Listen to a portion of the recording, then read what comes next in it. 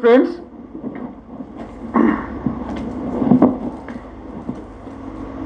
You have all come to know that yesterday the government took a number of significant, historic and employee-friendly decisions in terms of SRO 202. Many of you have written about it. We have also received a number of issues, discussions, queries, and so we decided we will give you a more detailed briefing about the decisions which have been taken. You are aware that the Administrative Council met yesterday under the chairmanship of the Lieutenant Governor Shri G.C. Murmu, where it took a number of historic and employee-friendly decisions. Now, what are these decisions? One, no future appointments in the Union Territory of J&K shall SRO 202. There shall be no future appointments under SRO 202 in J&K. Number two, you would recall that we had spoken to you around 2 weeks ago, where we had mentioned that the government has started a special recruitment drive for the recruitment of people for 10,000 posts at various levels. We had also informed you that in order to make the recruitment process quick, transparent, fair, the government had decided to notify a new set of rules called the Jammu and Kashmir Appointment to Class 4th Special Recruitment Rules. These rules have already been notified.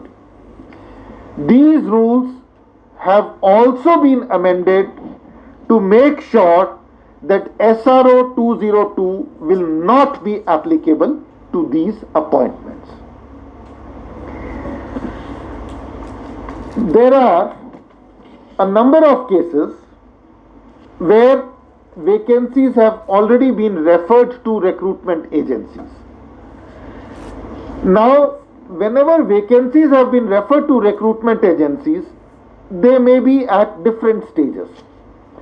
For example, the vacancy may have been referred, but no advertisement has been issued, or an advertisement has been issued, or a written test has been conducted but interview has not been conducted, or maybe an interview has also been conducted, or maybe the process is over but the result has not been declared. So there may be many stages. But the Administrative Council has decided that irrespective of the stage that it is, suitable instructions shall be issued to GAD by GAD to the recruiting agencies that all pending recruitments shall be brought out of the ambit of SRO 202. That means that they shall not be in the ambit of SRO 202. Now, this, what I have spoken so far, refers to potential recruitments, people who have yet to be recruited. And we have already told you that there shall be no future recruitments under SRO 202. But you are also aware that 10,000 or more employees who had been recruited under SRO 202 had also been making representations about their case. Their cases, their representations have also been taken note of.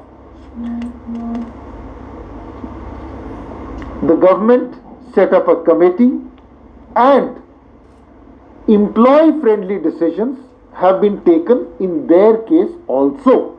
They have also been given a similar relief, which is that under SRO 202, they were supposed to undergo a 5-year period of probation, which has now been reduced to 2 years, which is the norm for all government employments.